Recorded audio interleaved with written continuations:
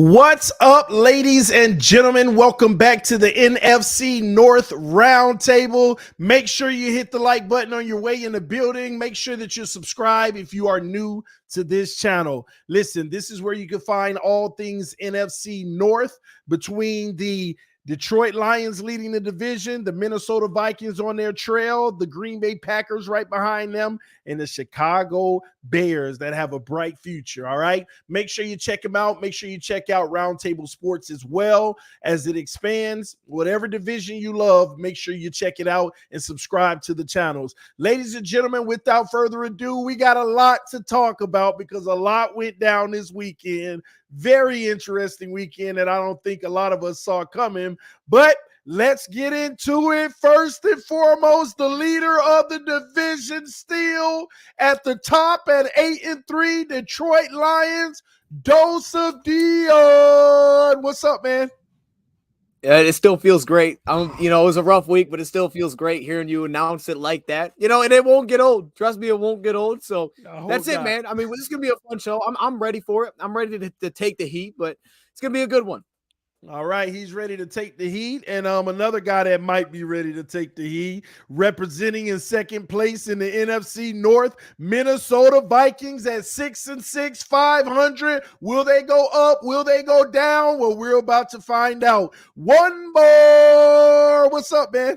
Hey, man, I love being on here. I'm not that excited about being on this show. I was talking a lot of smack last week, a lot of smack, as really anybody should against the Bears. Look, the Vikings did not show. It was disgusting. I apologize to any football fan that had to watch that was not a Bears-Vikings fan. That is not the Vikings team. I would still pick them 99 out of 100 times against that Bears squad. We're still in the playoff hunt. We're still above the Packers. We're still above the Bears. We got a much-needed bye week. Let's go. Can't wait to talk about that game. So much to unpack. But before we do, it's not over, ladies and gentlemen. At 5-6, the Green Bay Packers, who said, excuse me, hold my drink. We are still in the dance, baby. Basaraki, what up? TD, I love that. I love the introduction, man. You've been calling the Lions frauds for about 3 to 4 weeks now. You're going to be my backup today. I know you were probably just as hype as me on Thanksgiving morning, man.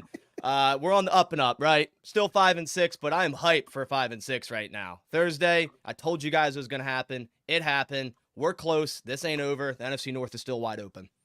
Well, yeah, it is wide open, and that's what we're going to talk about it more. But the one team that it is no longer open to seems to be the one team that actually might have the most hype and excitement about the future, given their draft status. The Chicago Bears, all day, every day. What up, Nick? What's up, TD? I mean, I got a few things right now. First of all, that Bears-Vikings game, I don't know, Wambar, you were talking a lot of smack. Thank God you aren't naked because we didn't win by 30, but we won the game, and that's all that matters. Not, I hope not yet. And then also, we're technically one game behind Green Bay, so it is anyone's division still, and you never know any given Sunday. So just want to put that out there. Any given Sunday it is, and I think this Sunday that just passed and Monday, it was a true representation of that, ladies and gentlemen watching. But listen, we're not even going to waste any time. We're going to dive straight in and get down to business.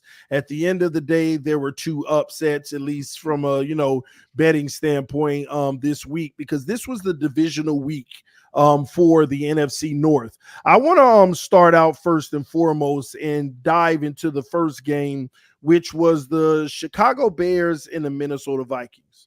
Okay. That game, I'm going to be honest with you. There was a lot to unpack with that, especially given the fact that the Vikings had a lot on the line and a lot of people had them as the favorite in that game. And just to get upset like that, a lot of people feel like, hey, is the season over for the Vikings, or are they still in contention? I'm going to start out with Basaraki in this one. I know you were tuned into that game and you got a chance to pay attention to it, especially being only a half a game now behind the Vikings. What were your thoughts on it?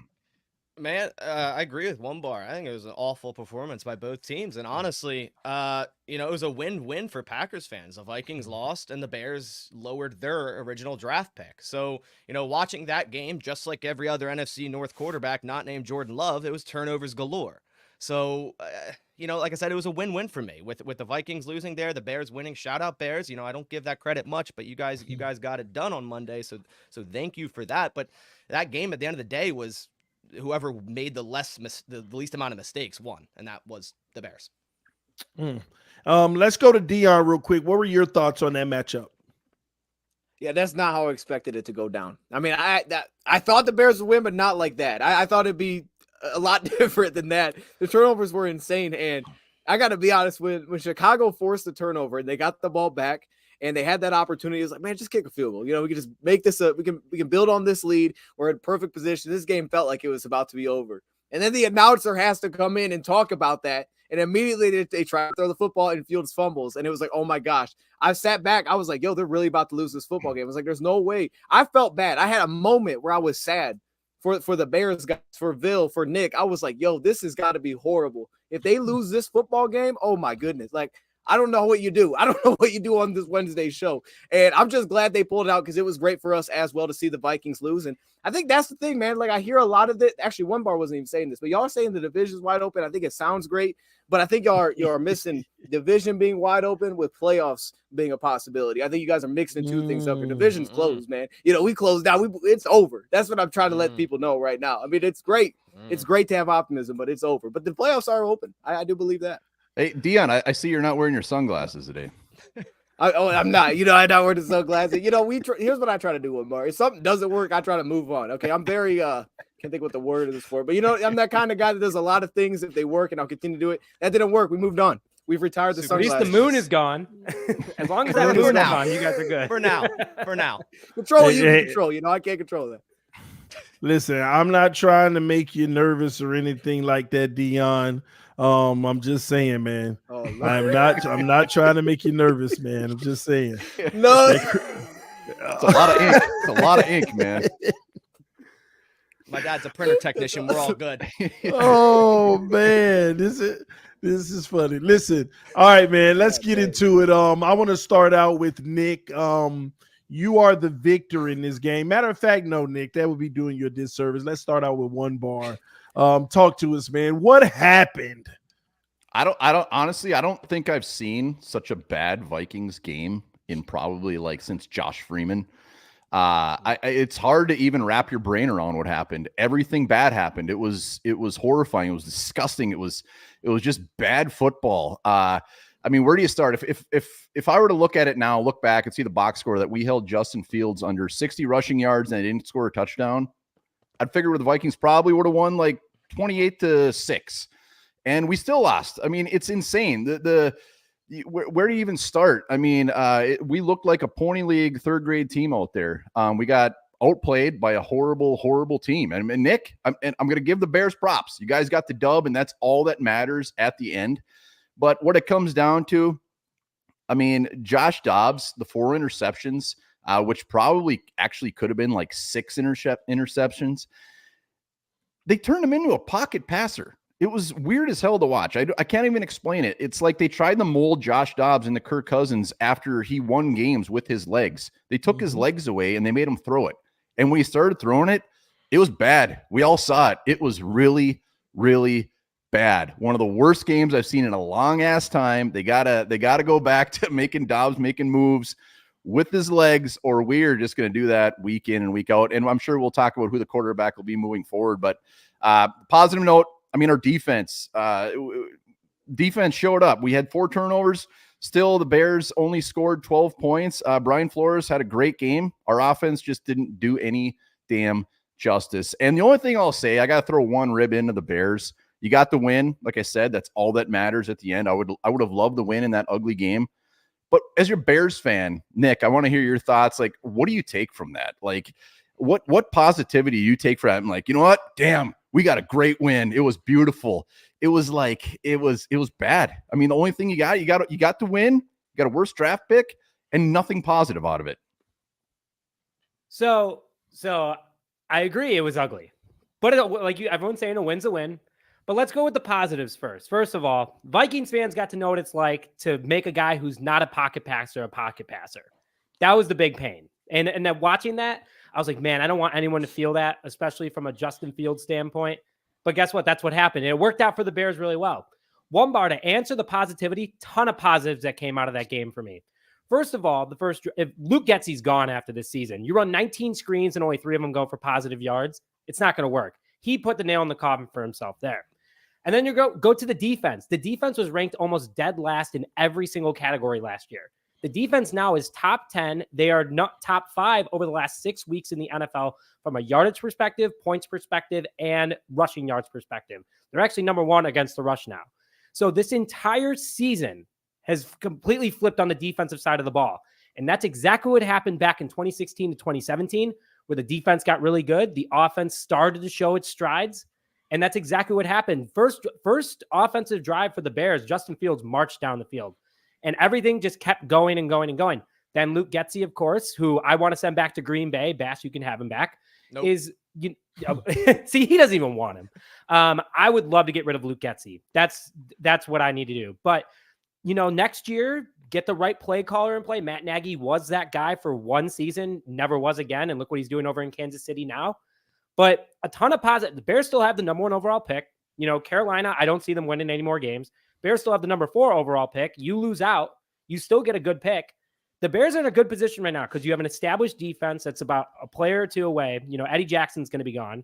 A lot of things were shown against this Vikings team where I am very positive about the Bears' future. $82 million in cap. You have a young defense. You have a good coordinator. I don't know if Flus is going to stay, but you do have the talent there. And you got the dub at the end of the day. Justin Fields, though, man, I will say this, and everyone else can agree, stop running the damn ball up the middle, especially with your bad thumb, because that's 4 fumbles in the last 2 games that he's had. Completely ridiculous. But I saw a lot of positives. So speaking of that, because I want to stick on this game for a little bit, I want to go back to the Vikings before I go to Justin Fields. Do you think that Josh Dobbs is being treated unfairly because he did throw some interceptions and they did turn him into a pocket passer, but did not the coach try to turn him into something that he knew he wasn't? And also the wide receivers, some of those interceptions were not on Dobbs. I mean, he's putting it right in the chest of receivers, at least on 2 of them, that they just absolutely plopped in the air for an easy interception. Do you think that Josh Dobbs is being used as a scapegoat in this one and not coaching? One bar? No, I think, when it comes to Vikings fans, and the biggest complaint, it definitely goes to the coaching. I mean, Josh Dobbs did not play great. There's no doubt about that. I mean, the Jordan Addison right through his hands, off his helmet, picked off, bad play, no doubt about it. But he also had some interceptions that were dropped by the Bears as well. So he would have had those interceptions anyways. Everybody, it's on Kevin O'Connell. It was weird. It was like that Dobbs was wearing a shock collar that a dog wears. And if he tried to move out of the pocket, Kevin O'Connell was going to shock him. It's like, what the hell is he? What are you doing? Like, we won those games. He made plays when he's rolling out of the pocket, when he's running around. That's when he makes plays. That's what Josh Dobbs is. And to see him just drop back, it was tough. It was brutal. Everybody saw it. He's not a pocket passer. So this is all on Kevin O'Connell. And on top of that, TJ Hawkinson didn't have a catch. We were actually running the ball against the Bears defense that is pretty good against the run. I mean, Madison, his average was pretty damn good. They weren't running the ball at all. But Dobbs is probably the easy one when you look at his stats, but it's all with Kevin O'Connell. It's like, if Dobbs is going to be the quarterback moving forward, he better do the opposite of what we did against the Bears. We were handing it to him. Wasn't Hawkinson the guy that caught the touchdown, though? I mean, he did. That was second half. Second half, he blew up. He had, not blew up, but they actually targeted him. He had like 5 for 50 and a score. Yeah. First half, nothing. I was pretty happy about the first half, not using him a lot. I'm going to be honest with you. I don't think we used anybody. Well, I don't want to berate you too much, but I got another question for you, One Bar, and this one gets a little more serious because I've actually personally been paying attention to the Vikings this season. And the reality is, even when Kirk Cousins was playing, that offense has been one of the main reasons you all have been losing games. Even early in the season, all of those turnovers, all the interceptions with Kirk Cousins, defense still playing great, but yet 30 points is being put up, but not because of the defense, but it makes it look like the defense. And now you have 2 games in a row where the defense absolutely plays lights out, except on the last play of both games. And it's almost like, oh, the defense gave it up. But the real issue, do you agree or disagree? Is it not on the offensive side of the ball, and Kevin O'Connell has to be held responsible for that? Oh, 100%. I mean, Brian Flores, the dude is, I mean, he should have his pick of the litter as far as where he wants to go if he wants to go. He has played fantastic. The defense has played much better than anybody would have expected. Last year's defense for the Vikings under Ed Donatel was laughable. For him to come in and turn this around, we're where we're at right now because of our defense. Like I said, I mean, the Bears, it's not like they've put up some points this year. I still think they're mildly garbage. Nick, love you, but we kept Fields under 60 yards. They didn't score a touchdown. And if I'm Brian Flores right now, I'm looking at this offense. I'm looking at Kevin O'Connell. I'm like, are you kidding me? Are you serious? I mean, I hold them just to field goals and we still lose. So you're right. The offense, it's all about turnovers. Vikings lead the league in turnovers. We're just absolutely killing it, which actually makes a better case for how good this defense is, for how many times we've given up the ball. Flores, I mean, they're out there constantly. Time of possession, you guys had us by like 10 minutes. 12 points and 4 interceptions. That's interesting. Is KOC on viewed as being on the hot seat or anything like that, or he's good for a few years to come? Nah, I think we're a little ways away from that. Every team has injuries. There's no doubt about it. But the fact that he's bringing in Dobbs, you got a couple of wins with him. We haven't had Jefferson in like 5 games, whatever. I think he's just fine. We'll see how this game plays out, or how the season plays out. If we completely tank it, he's coming back next season regardless, but he better end on a pretty good note this year. Got it. Let me shift gears down to Justin Fields. Highly impressive what he was able to do. I think the Vikings did a great job bottling him up. He got some runs early. After that, they made it real tough for him. But at the end of the day, those turnovers were massive, but I don't want to focus on that. I want to focus on what happened in the locker room, because when the coach was breaking it down and he basically said, I wanted to say something and told the team, thanks for having his back. What did that mean to the Bears, and what does it mean going forward, just to have that brief emotional moment where the quarterback steps up and says what he says? I mean, that's something that, to get it on camera, to see him literally without Eberflus even saying like Justin wants to say something, like Justin was like, I am going to say something right there. That showed accountability, that showed leadership, and that showed that he knows that he almost blew the game. And that's something that Bears fans have needed for so long, and that transparency. I was kind of shocked the Bears posted that, to be honest. But when they did, I was like, that is what I needed right there. I needed to see someone being accountable on this team for losses. And shockingly, Flus actually, after the Lions game, took some accountability too, which he hasn't done all year. So right there, that showed you have a leader. You have a guy that the locker room clearly loves you, because everybody was cheering him on after that point. No one gave up on him, like he said. That was something that for the Bears, it helps a lot with the locker room to understand where they are. And they've been behind Fields, and he comes back after being gone for almost 5 games, and they're still there. They're still cheering him on after Bagent went out and went 500 as a starting quarterback. It's a good feeling. I really showed what we need to know, what we need in a quarterback that we've seen with other teams. Like, hats off to pretty much everyone in the division. Goff, Cousins, I'll go back to Aaron Rodgers for the last whatever time. They all had ownership. And that's one thing that I never saw, and leadership, and seeing that out of Justin Fields, that's huge. So is it safe to say now, Nick, that the Chicago Bears are a better team than the Minnesota Vikings? Well, Nick, watch your mouth, man. Don't go there. I mean, I'm the winner this week, so I can say whatever I want. But what I'll say is that I think that the Vikings, the Bears play. I mean, it was a battle of the defenses that night. Both are great defenses at the end of the day. Bears have definitely been hot on defense lately, and that's kind of what I'm excited for the future. It was a game of defenses, and I give the Vikings props. They did a great job against us. They shut us down when they needed to. Bears got it done when needed. But I will say that this past week, the Bears were definitely better. We'll see at the end of the season when if the Vikings are in the playoffs, if we'll see what happens there. But it's a good feeling. And I personally enjoyed watching the game because it was actually fun from a defensive standpoint, which is a positive for us. Nice. All right, guys, it's time to shift gears to the NFC North game of the week. Hold on, is that a waning crescent outside? Okay, waxing. That's why I put up a waning, huh? Is that what it was? Now. It might be now, but on Thursday we got the waxing gibbous. That's what we had. I tried. Yeah, put that in the frame back there, Baz. I know I should. I probably got a spot for it right next to the awesome Jordan Love sign helmet there. Probably got a spot right next to that, huh? Well, we got a lot to talk about, man. We definitely got a lot to talk about. Let's go ahead and get into this Detroit Lions versus the Green Bay Packers game. As we all know, the Green Bay Packers beat the Detroit Lions 29-22. First, I want to start out with one bar. I know you got a chance to see the game. What were your thoughts watching that matchup? Well, here's the worst part is I'm rooting for the Packers during that game because I figure we're just going to go out and smoke the Bears. So I'm rooting for the Packers, and they pull off the upset. Nobody's expecting, like, holy shit, they actually did it. Thank God, wonderful. And then obviously we know what happened after that. But this game left me confused. This left me confused mostly because I don't know what the Detroit Lions are. I know last week you asked us, do we think they're going to be a team that can actually compete in the NFC? And I think all of us except for Dion said no, and they kind of solidified it.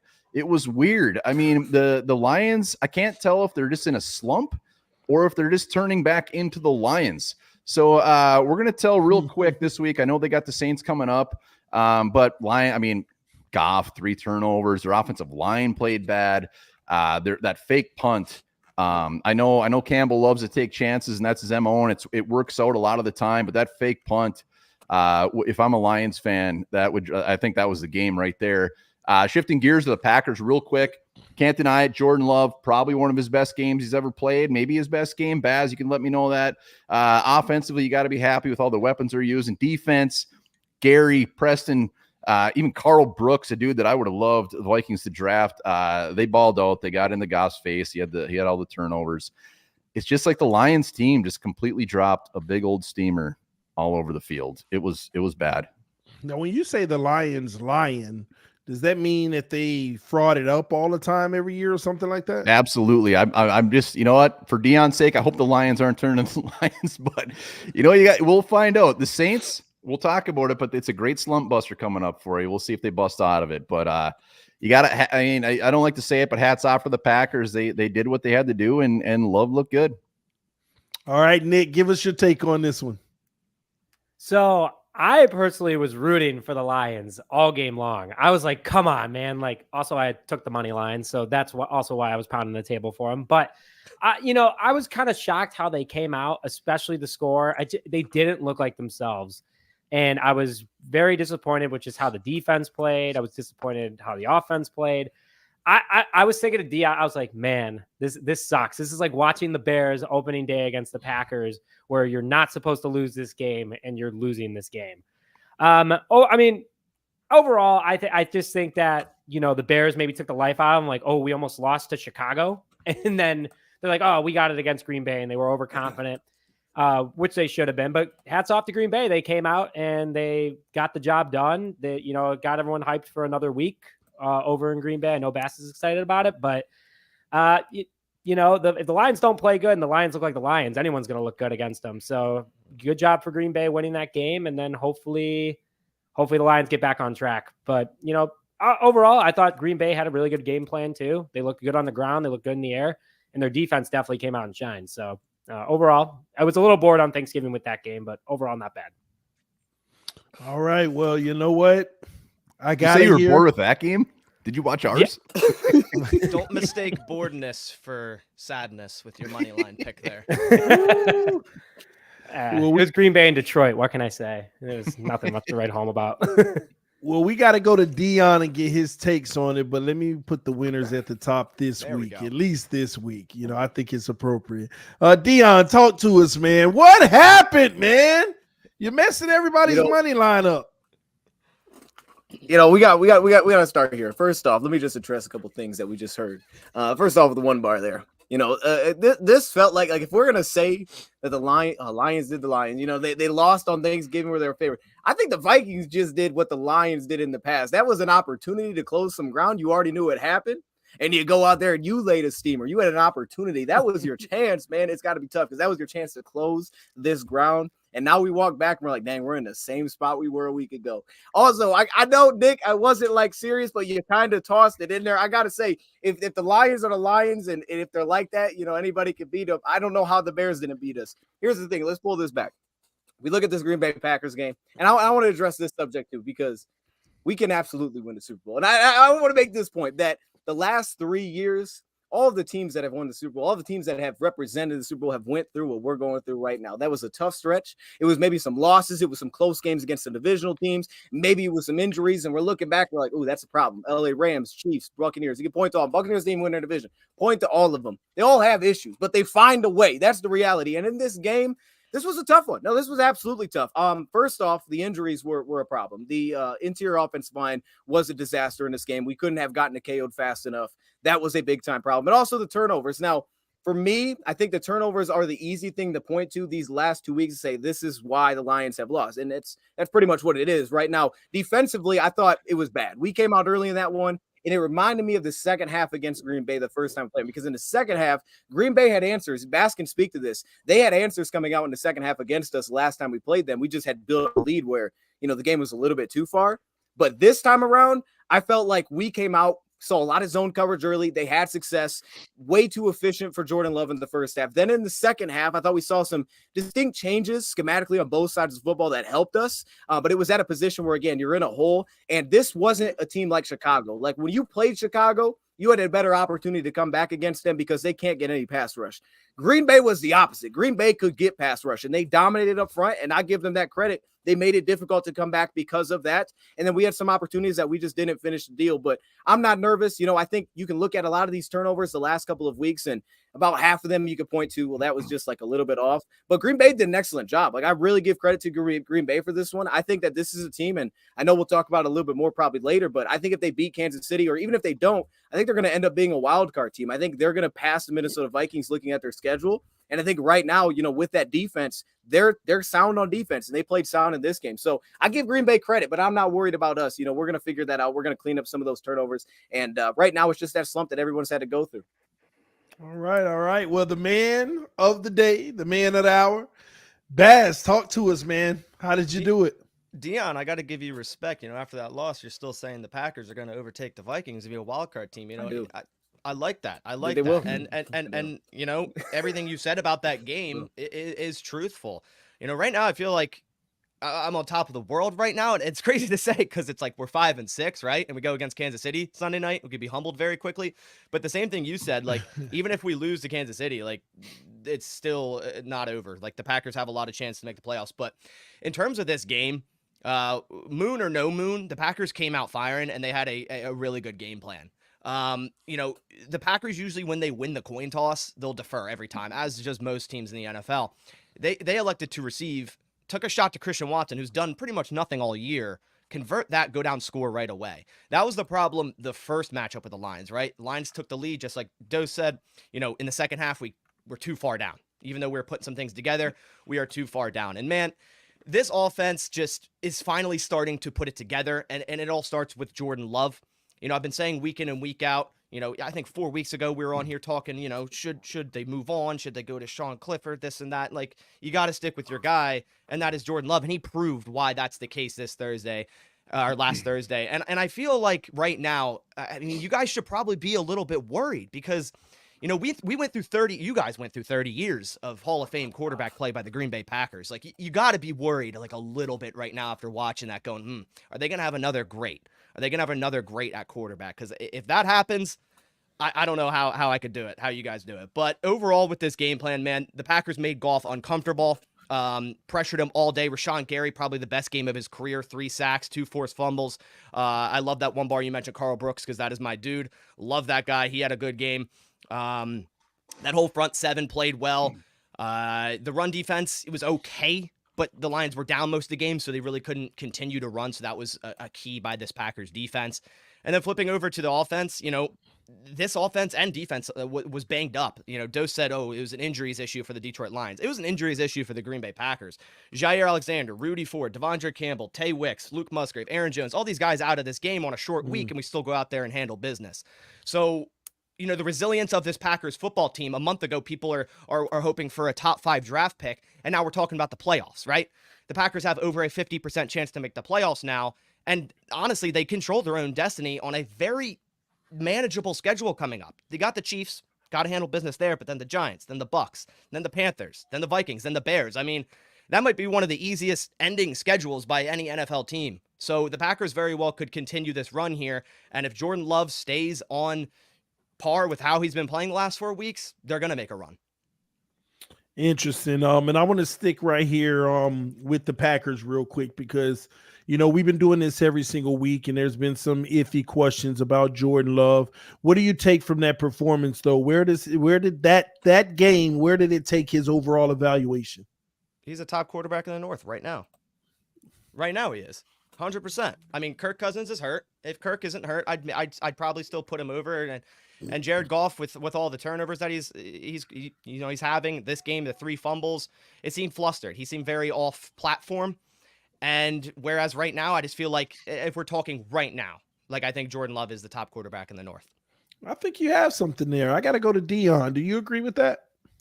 I mean, look, here's the thing, man. If we're going every week, he can have that one. You know, because here's the thing, it's a long season. And I know TD knows, everybody knows this here. It's a long season. We saw that last year. We bring it up when the Lions made their run that they did. So I wouldn't say he's wrong. If we said last week, who was better, Goff, or was it Jordan Love? It was Jordan Love last week. But again, I think that the fact is that when you're under pressure, every quarterback's bad, right? We know that. There's not a quarterback that has positive play when they're under pressure. There's not a quarterback in the league. So the thing is, the reason I brought up our injury is because of where it was at.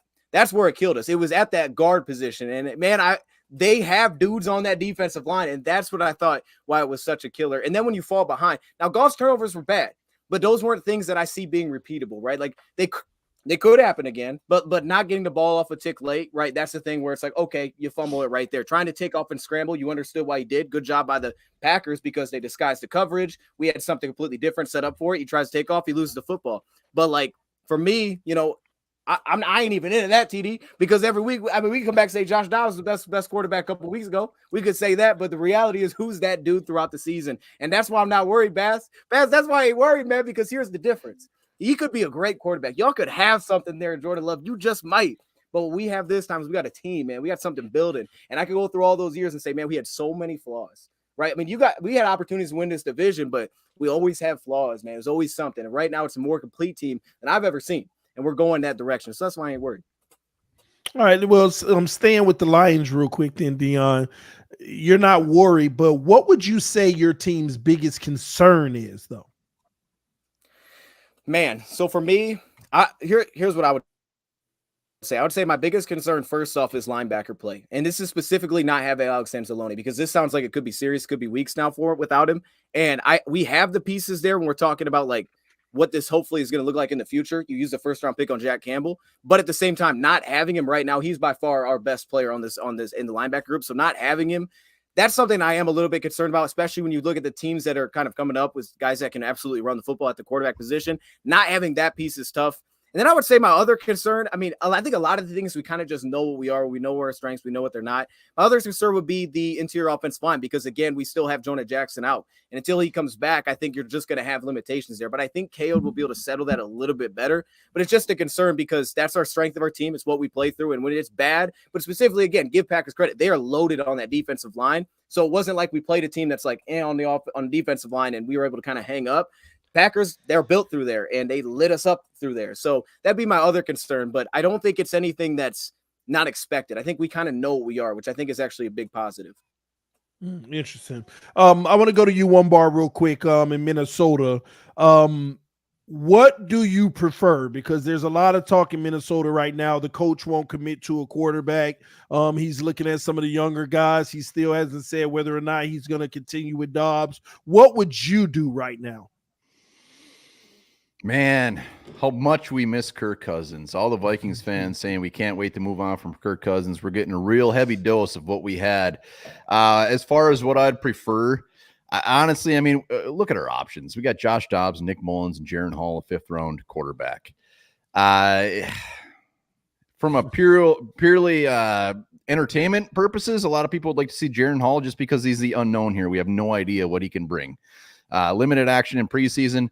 Nick Mullins is Nick Mullins. I mean, he's like 5-12 as a starting quarterback. He's probably, if you're going to want a pocket passer, put Nick Mullins back there, I guess. But as far as the best chance to win, you stick with Dobbs. I mean, you got to take the best of what we got, but you can't handcuff him. I mean, you got to go back to letting him move around in the pocket, do his thing.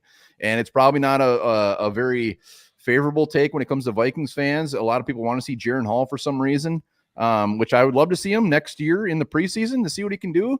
But our best chance is Josh Dobbs. And it's not a great chance, but it's the best shot we got. Let him make moves with his legs. And I actually think that will be the move out of the bye week. I mean, if Dobbs wasn't the guy, they would have benched his ass after that disgusting habit. They didn't even put Nick Mullins in. So I think it's going to be Dobbs. If I'm the coach, I'm rolling with Dobbs just mostly because lack of options, to be honest.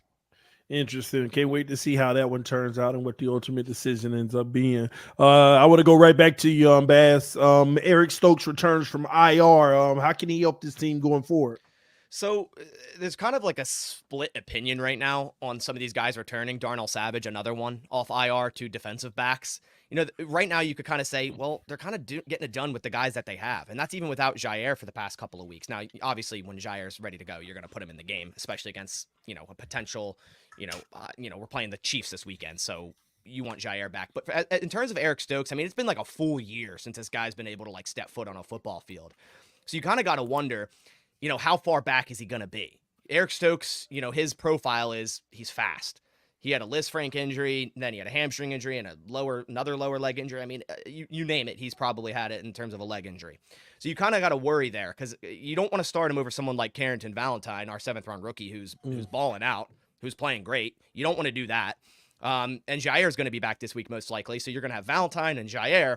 But Stokes as a depth piece, completely fine with that. You even talk about a guy like Corey Ballantyne, who did get smoked against the Lions. I will say that St. Brown was tearing him up, but before that he's been holding his own.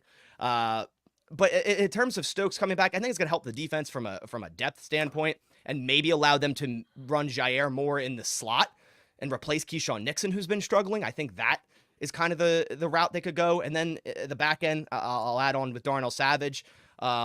Anthony Johnson Jr., another 7th-round rookie that's been promising, probably deserves snaps. Rudy Ford has been hurt, but has been the most consistent piece there at safety. So again, and it's just a depth thing, which I think will definitely help the Green Bay Packers. But right now, I feel like the continuity is good, so you don't want to change that too much. Interesting.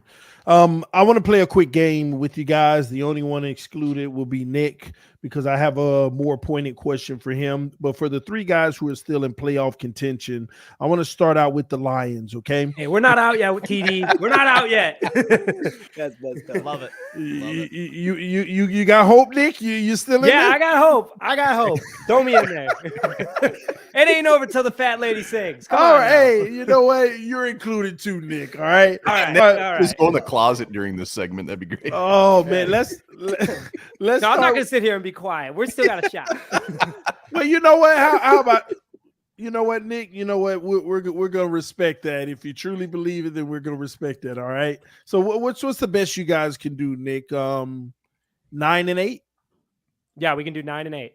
Okay. 9. Do y'all think 9-8 can get in the playoffs? Maybe.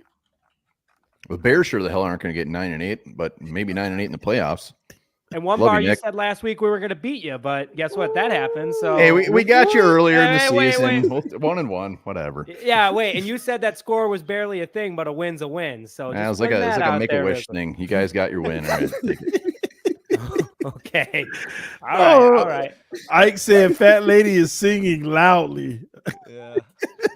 All right, man. Let me start with Dion real quick. Dion, you got 6 games left, okay? Of those 6 games, you got to play the Cowboys with the great record, great team. Denver, we know that version right now is a great team. Vikings twice, division rival, can go any way. The Bears, division rival, can go any way. And the Saints this weekend. Give me your 6-game record prediction. All right. I won't spend too long here, but I like two of these. I like at Saints because it's Dan Campbell going to New Orleans. I love that. And the Broncos, I love that as well. And I don't think that one's actually scheduled at a time. I think that's to be determined. So I don't know if that one's going to get flexed or not, but it wouldn't shock me if they're both kind of in playoff spots there and he's going against Sean Payton. I think that's going to be fun. I think the real thing here that I'm looking for is the Minnesota Vikings specifically because of their next two games, which are very winnable. If they drop one or two of those, and then in that last game against Minnesota ends up not mattering, I'm keeping an eye on that potentially being a thing. But to be honest with you, I'm looking at this. I'm seeing 6-0. 6-0. I mean, all right. Yeah. I'm seeing 6-0. Yeah. Hey, I'm with it. All right. Vikings on one bar. You got 5 games remaining. You got the Lions twice. Okay. You got the Packers, you got the Bengals, and the Raiders. I believe that is a very favorable schedule, but given the way that you guys are playing, maybe not so much. What is your 5-game record prediction? Well, like Dion said, I mean, we got the Raiders and Bengals coming up. Like, we got to win both those games. There's no doubt about it. We have to win those 2 games because the Lions, 2 games with the Lions, 1 with the Packers. Packers, we usually split Packers. We already went there. We beat them by a couple scores on their turf. And we'll see what happens. That's going to be a fun game. There's no doubt about it. Coming to Minnesota. But Raiders, we're going to find out real quick. We got to beat the Raiders, then to the Bengals, backup quarterback. With the Lions, Dion, like you said, we'll see if that last game matters for them. But I hate the fact that we played the Lions twice in the last. I would say we're 3-2, 3-2, which I think would get us to 9-8.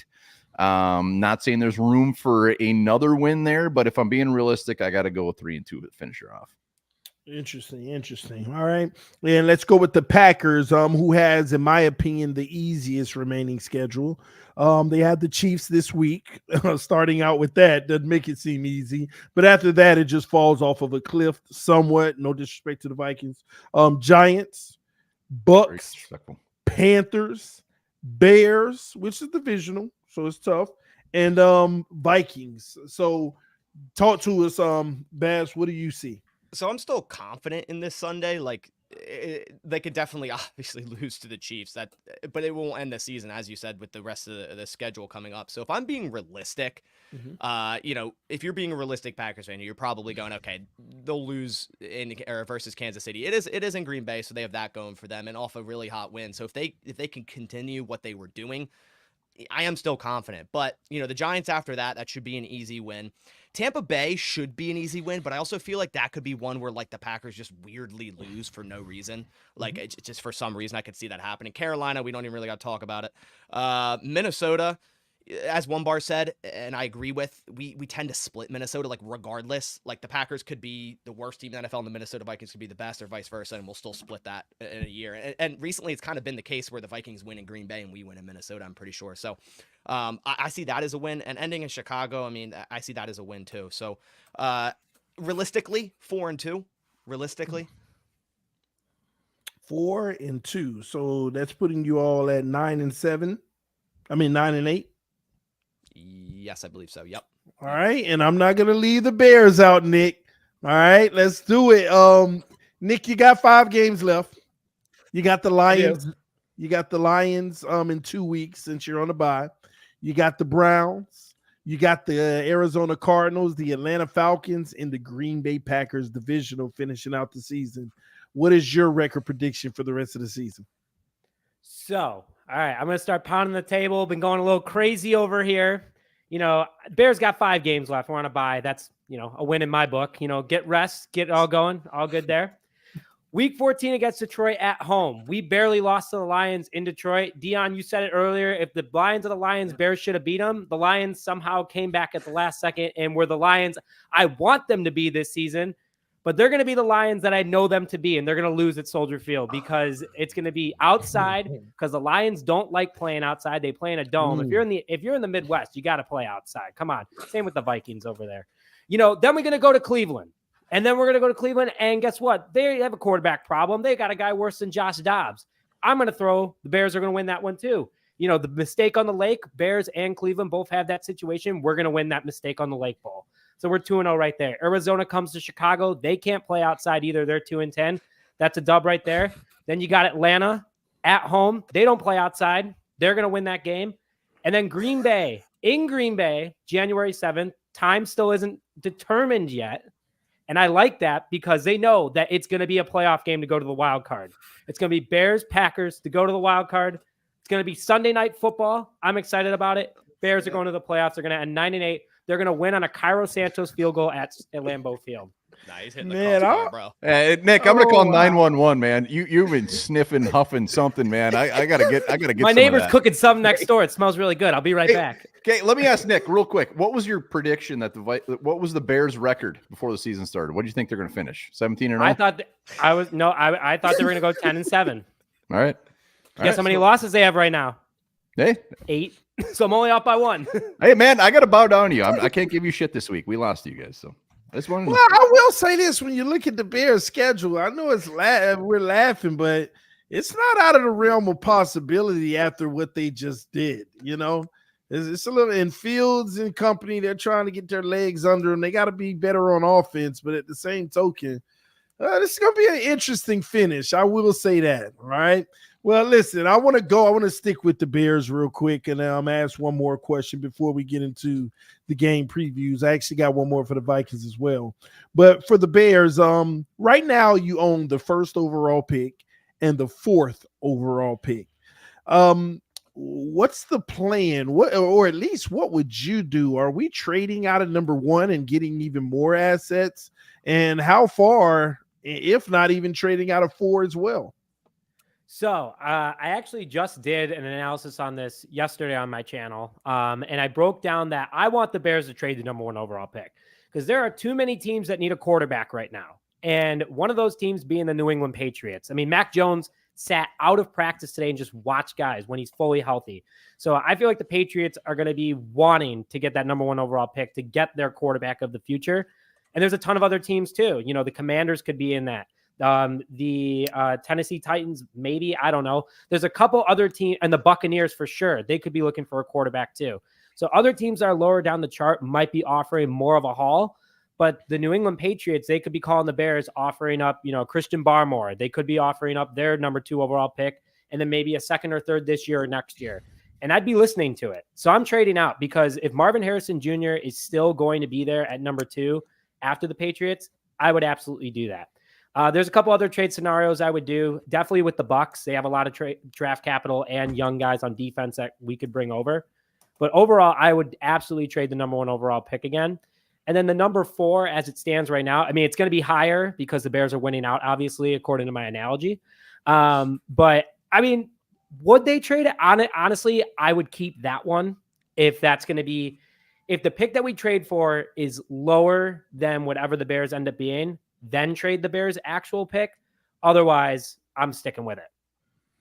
Wow. Well, I know a lot of people in the chat are saying Bears talking draft already. Well, you got to understand they actually own the 1st round pick of who is it again? The Carolina Panthers. So the Bears could win the Super Bowl and they would still be talking draft because they own the 1st overall pick right now. So it's very interesting. It's definitely a situation where if you feel you have your quarterback, you could definitely shift the team in a positive direction, getting a big haul for that number 1 overall pick and bringing in weapons to help Fields. So interesting. One bar went off for a second, so we'll get back to his last question. Back. He's back. He's ready to be let back in. Yeah, he's not. Oh, sorry. I thought he said that. Just like Monday night, nowhere to be found. No. All right, man. We got a super chat. We want to appreciate you, Too Evil to Hope, for the first super chat of the show. He said, I'm relieved the Viking season is falling apart in time to salvage a decent draft pick. My curse jersey have to work extra hard to ensure the loss. Wow. What do you say about that, One Bar? I know you heard that coming in. All right, I'm sorry. That's really, really rude. We do not want to salvage a decent draft pick. We want to get to the playoffs and make a damn run. So yeah, that's brutal. But you know what? I just got to give in this week. I can't give crap. I can't. I want to. I just can't. Well, since you're back one bar, I also wanted to ask you about Justin Jefferson and his status. It looks like he may be activated for this after the bye for the next game. What's your thoughts on that? And also, could he have played in that last game, and would it have made a huge difference? No, it wouldn't have made a difference. We didn't have a quarterback that could throw him the damn ball. Yeah, maybe it would have made a difference. If I go back in time, yeah, put him active. So Justin Jefferson coming back, you know what? I'm excited. I look forward to seeing Jordan Addison, even though he didn't have his greatest game. He's definitely a lot better than he was when Jefferson was here last. It all comes down to the quarterback, though. Is there going to be a guy there that can get him the ball? The thought of Jefferson coming back with Addison, with TJ Hawkinson, with even KJ Osborne as our 3, it gets me a little excited as far as this offense, because that's the issue. Like you said, TD, earlier, our offense is definitely the issue.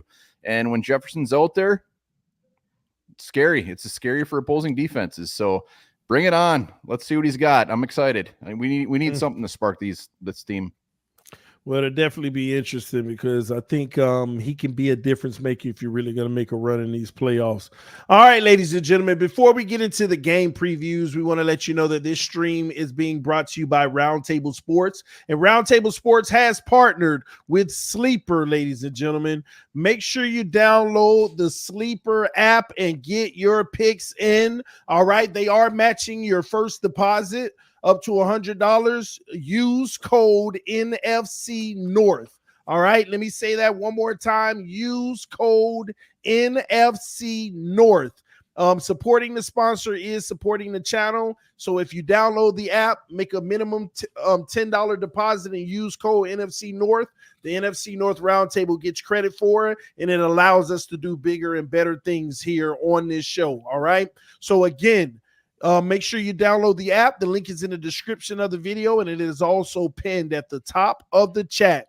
And as we do every week, we try to put a parlay together so we can do a giveaway on this channel. We haven't hit yet, but that's okay. We're going to try to hit this time. All right. We're going to start with the Detroit Lions. All right. We're going to use our Detroit expert in this one. Dose of Dion in the house. We're gonna pick a few. We're probably gonna get like 3 or 4 Dion, because I know the Bears and the Vikings are on a bye. So let's start with Ahmad St. Brown. We got receptions, yards, anytime touchdown, fantasy points. Where would you like to go? I think I'm liking receptions here. I'm liking more receptions, man. Alontae Taylor is probably the worst corner, so I like that. 7.5. Yeah, receptions. Let's go over. Yeah, All right. I like that. It's a big odd on that one. Nice. All right. What about Laporta? Ooh. Or do you want to stay away from him? I kind of want to stay away from it a little bit. You know, I need to let the juices come back with that one a little bit. I feel like I kind of used all the magic on that one. So let me come back to that. Well, let's go. How about we go? Okay, go ahead. Oh, my bad. Jared Goff. No, you good. You know your team. Who would you want to bet on? Let's bet on Jared Goff. That's what we're doing. All right, this is that kind of day. Let's just hit the over. Can we put more in everything? Pass yards, interceptions, pass yards. Let's put a rushing touchdown. Maybe go rushing touchdown. TD. I mean, where's the fumble at? He definitely. Put more passing yards. Let's do it. More passing yards over. Okay, that's cool. Who else would you go with on this ticket? Oh man. Okay, so is that the? Oh wait, you got Monty down there. You got Montgomery. Oh no, he ain't got nothing going on. Okay. Gibbs, Williams, Reynolds. Wait, we can't click those, right? Am I looking at something wrong here? They'll say and you just got to pick. Okay, I got it. I'm my bad. Ooh man, let's go. I'm gonna say receiving touchdown. Let's go. Jameson gets receiving touchdown. Williams cooking. Yeah, let's give him a touchdown. We'll need it. Interesting. And give me one more. Okay. Do you like Gibbs rushing? Yeah, here's the thing. Like, I feel like I think we're all kind of like I can't pick the under. Like, I can't pick the under on anything here. So let's okay. I guess yeah. I mean, I guess let's go over. Let's do this. Let's go over Montgomery touchdown. Okay, it's not a great run defense. Let's go Montgomery over a touchdown. Okay, I will. Now, let me give you one more option, though. Should we go under on Aiden Hutchinson's sacks since he can't get to the quarterback this year? Just because you said that, let's go more. I like that one better. More. Let's do it, TD. He's gonna You be know a great what? week if all these things happen. I'll tell you what. He's gonna get This is one gonna be this week. Okay. All right. I like it. All right, Green Bay. All right. Bass, man. Ooh. I need your expert help, man. Let's go over Watson. Let's go over Watson. You know, he's getting it back on track. Loves starting to connect with him. They have continuity growing. 45.5. They got that in one play against Detroit. One play. First couple plays. Nice. Done. Over. That was Done. the first play. Right? Do we have Jordan Love passing yards, or can I not combine that? No. They took it. Everybody must have been taking that one. They took it off for now. I was gonna say I'd go under because the Chiefs defense is actually. They have interception, touchdowns, and rushing yards. What is Dillon's? What is Dillon's rushing yards? AJ Dillon. They took it off for now. They took off a rushing touchdown. Jaden Reed. They'll put it back up eventually, but this is what. Yeah. Let's go Dobbs touchdown. I'm gonna go with Dobbs touchdown. The good Dobbs in the division. All right.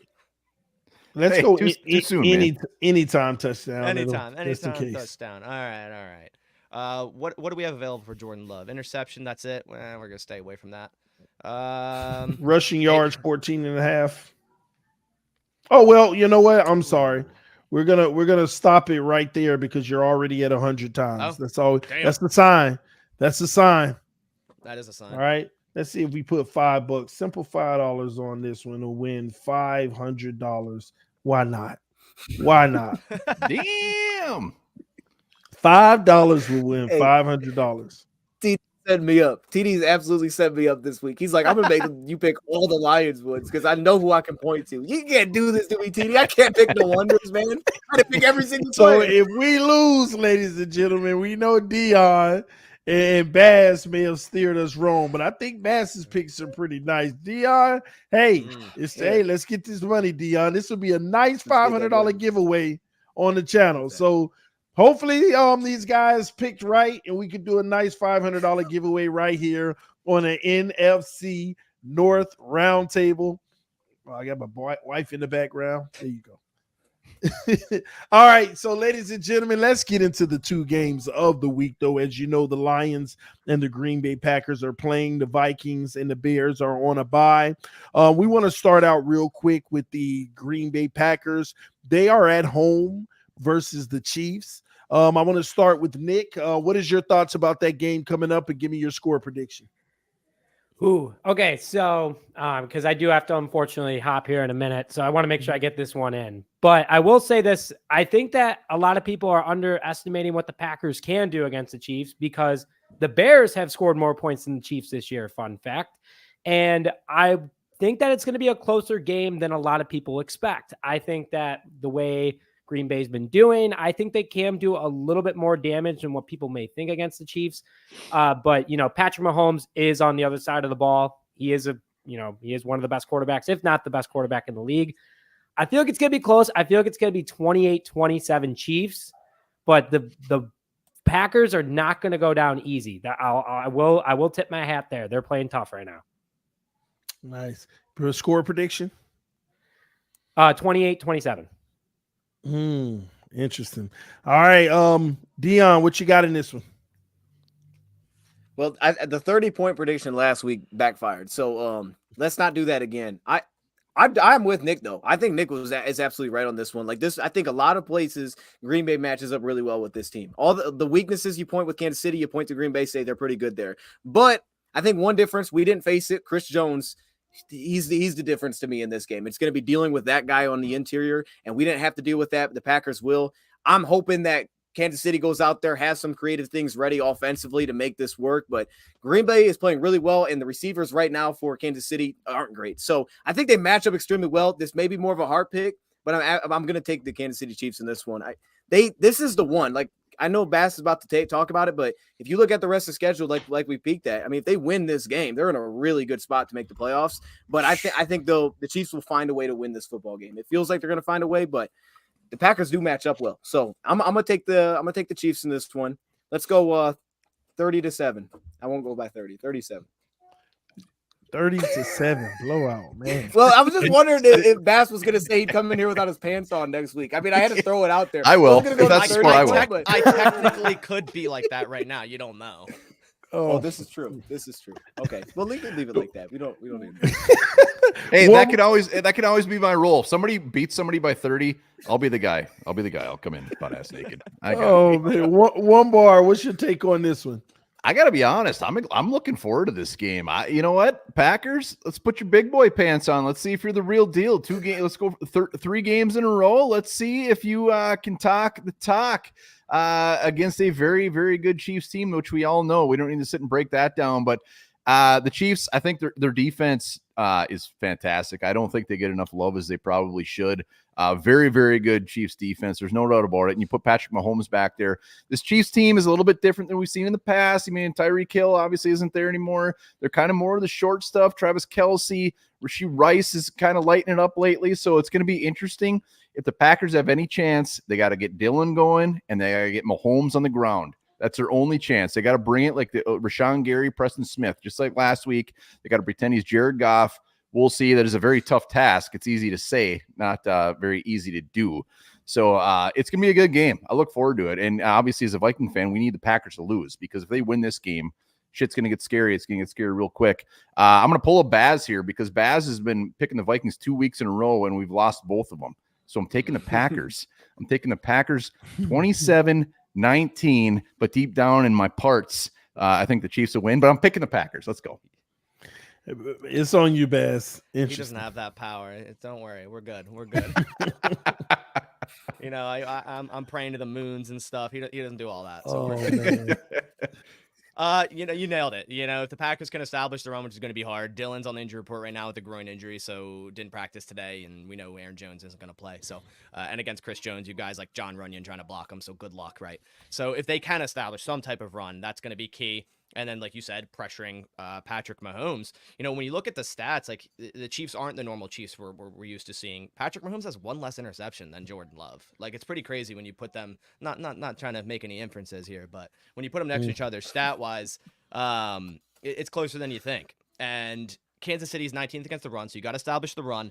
You got to get Patrick Mahomes on the ground, and hopefully create a couple turnovers. I'm confident, but I'm not going to be like super surprised, obviously, if the Packers get beat by 2 scores here. I am confident, though. It's not the end of the world if they lose, but I'm still going to pick the Packers 24-20. 24-20. All right. It's going to be interesting. All right. Let's shift gears to the next game of the week. The Lions are on the road versus the Saints. I'll start with you, Bass. What do you think about that one? Saints are trash. So as much as like I want to say, the Detroit's gonna continue their fall here and lose, like I would be surprised if they did. We're better than the Saints, so the Detroit should handle business here. I think it's a bounce back type of game for Detroit where they're kind of going through this stage of Jared Goff. Is he the guy right now with all these turnovers? I think they're gonna have a nice bounce back game, and Goff's gonna have a nice game. I think they're gonna run all over New Orleans. Like I said, I'd love for Detroit to lose this, but they're not gonna. I have Detroit 31, Saints 20. What about you, Wumbar? Yeah, I mean, this is perfect case scenario for the Lions. They're going to a team. They're beat up, especially at the wide receiver position. They're beat up in other spots as well. But the Saints give up a ton of yards on the ground. Detroit, go there, pound the ball. They're going to get theirs on the ground, no doubt about it. Perfect slump buster. The Saints, the Lions should go there and just eat them up. I do think it's going to be closer. Weirdly, I got the Lions winning 24-17. I mean, I know it's still a touchdown, but the Lions should handle business there. No, this is perfect. It's perfect for them. Dion, you got this. Well, let's hear it. You know what, man? I mean, your guys' predictions make me feel good, man, because I feel like y'all still know. Y'all know what time it is. I mean, you guys both picked the Lions really good. And I was honestly surprised, though, because I really think the Saints, like, after what just happened to Green Bay, when you look at that defense, their run defense is an issue. And I think there's a difference is the Saints defense is more so strong at the edge. They don't get a lot of pressure, but they're stronger on the outside than the inside, which is why it makes sense for Montgomery to have success. Just like Wumbar said, I agree there. But their secondary is strong. I mean, I think this is a big game for it because I know they're one of the teams that still will lean into man pretty heavy. Like Jamison Williams. I mean, we've seen it like flashes. We saw it flashed against Green Bay. It's different corners. They have very good corners over there. But this will be the game where he might have to pop through because he might have to be the guy that finds a way to get open. So I think it's a game for him. But yeah, I mean, overall, I just think it's going to be different. I think there's going to be something added to it. The fact that he's playing at New Orleans. Dan Campbell's going to have something for this. I would expect more trick plays. I think at this point, it's kind of just every game he's going to do that, but maybe it works this time. I expect some fakes. He's going to throw something crazy out there going back to New Orleans. So I'm going to take the Lions in this one. And this will be a big one, though, because we just went through all these schedules. The Lions not getting this would be huge. Winning this football game would help set them up, especially if the Packers lose to the Kansas City Chiefs. This would help them a ton, and they'd be able to create some separation while the Vikings are on their bye. So I'm going to go Lions in this one. Man, let's 31-7. Yeah. 31-7 blowout. Interesting. Well, there you have it, ladies and gentlemen. Nick had to run. He's going to be a guest on another show that he's going to right now. So everybody who was here with him, make sure you go check him out. Also, listen, ladies and gentlemen, thank you so much again for tuning into the NFC North Roundtable. Here we are, man. Things are getting tighter. Can anyone dethrone the Lions? Time will tell. But even if they don't, there's still playoff opportunities available. Which team will take advantage? Well, what we heard tonight, all teams have a chance, even the Bears. Okay? So, listen, until next time, make sure that you subscribe to these guys' channels. Their socials are below in the chat. Make sure you check them out. You know where to find them. Let your friends and family members know about the channel as well. Until next time, we love you all. Peace. We are out.